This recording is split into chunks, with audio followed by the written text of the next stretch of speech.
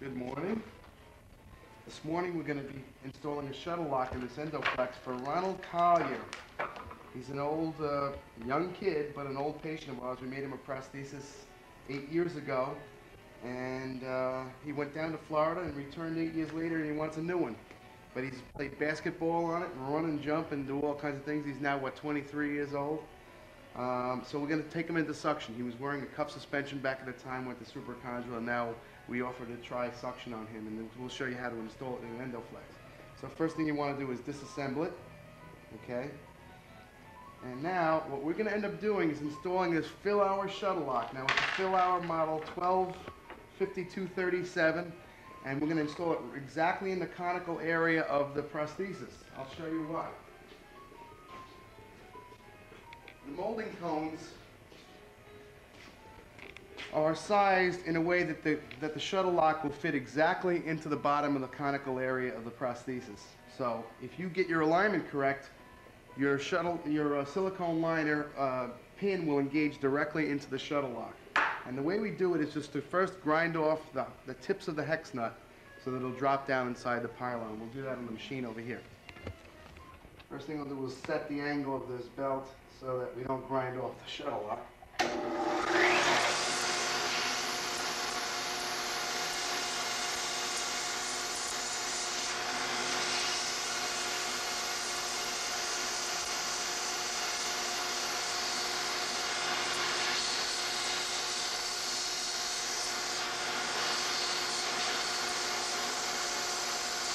Now you don't have to grind it all the way down, but you do want to get the high points off of it.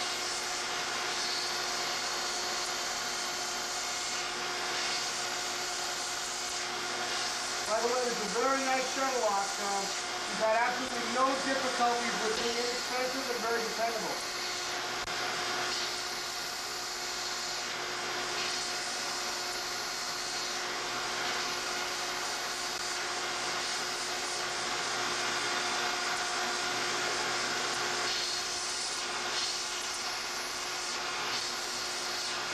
You don't have to worry about grinding this gel ring hex nut because it's very strong. We haven't had one of them crack on it, so I wouldn't worry about that either.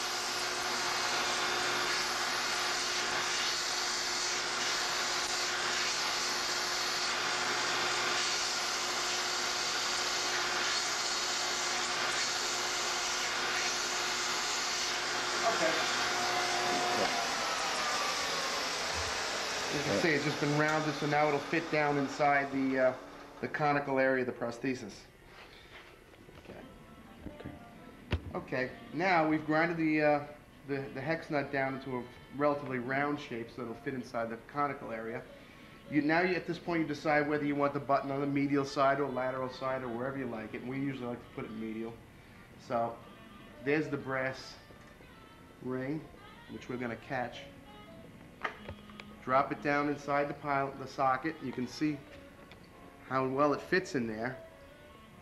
And at this point, you can view, you probably won't see it in the camera, but you can view and see that brass ring up in the light. So what we do is heat up an awl. And we're going to locate it just by the way, a torch is your best friend when you're working with thermoplastic.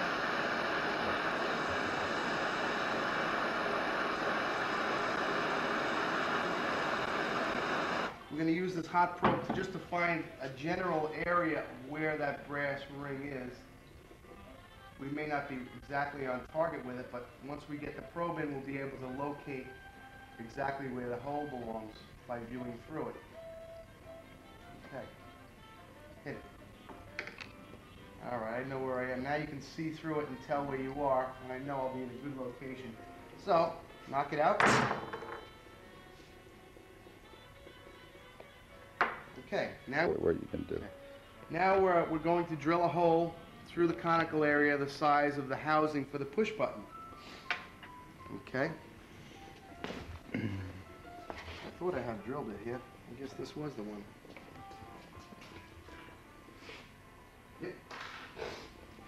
Now you want to drill a hole just a hair larger so that you don't have too much difficulty getting it aligned. You don't want it too large because you don't want it to be rocking around in there. Now that you've got the hole located, just poke. Wait.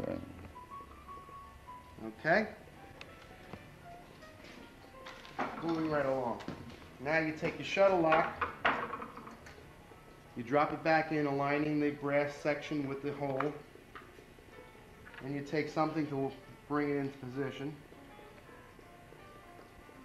Okay. I don't know if you can see that, Frank, but now you assemble it dry to make sure everything fits.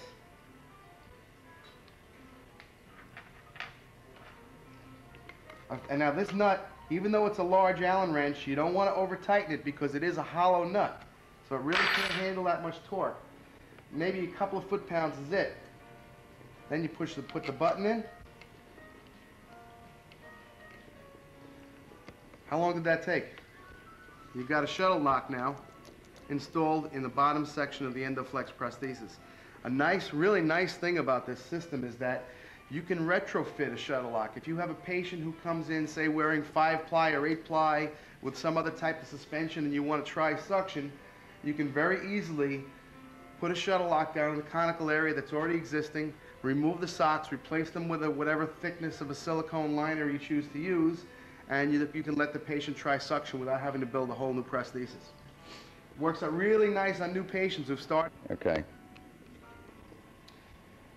Now, after you've got your shuttle lock installed, you can just take the pin, shorten it to any length you want. Of course, we want to keep it down underneath the foam cover because eventually this button will be buried inside the foam cover, and we'll show you how that works during the finishing process. But we don't like to have the buttons exposed. There's no need for them to be seen as long as the patient knows where they are. They can press right through the foam cover and through the skin and activate the shuttle lock anytime they want without anyone seeing it.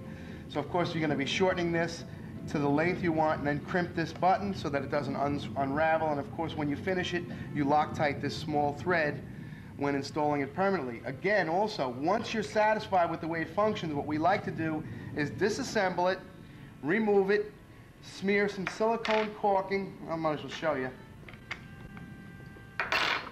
Smear some silicone caulking around the shuttle lock housing itself and then reinstall it, because by doing that,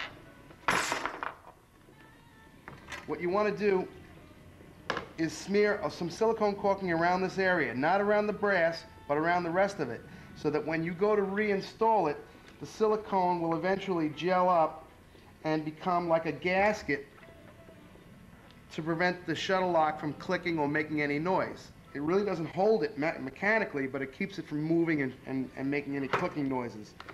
And that makes it a little bit more permanent. We don't do that all the time, but especially for the more active patients, we always do it. And there you go. Okay, here we are at the dynamic alignment stage. The prosthesis has been assembled and put together for Mark. The length has been adjusted, and he's been working on it for a few days yet, and we haven't done the alignment adjustments just yet. If you notice, he has a little bit of external rotation at the hip. That's why his knee is a little bit externally rotated. And that's also why we had to accommodate that with by internally rotating the foot. That has nothing to do with the EndoFlex, it's just the way his alignment is. But you can see the lateral thrust. It's pretty obvious. And if you remember when we did the casting and when we filled the negative cast, I was a little bit off on my alignment line. So, we assumed that he was going to laterally thrust when he was finally fit with the prosthesis, and it's now going to be dynamically aligned. So we're going to show you how to heat the pylon, outset the foot so that it doesn't laterally thrust anymore. He's in there with, I think, a 3-ply sock and a silicone liner. If you can see his old prosthesis there leaning against the chair, this is what he came out of. Alright, now if you can increase your speed a little bit, even up to a trot, we'll do it better after we get the adjustments done. Yeah. All right. Now you see it more dramatic, see? Okay. Okay. All right, now you want to go from the lateral side?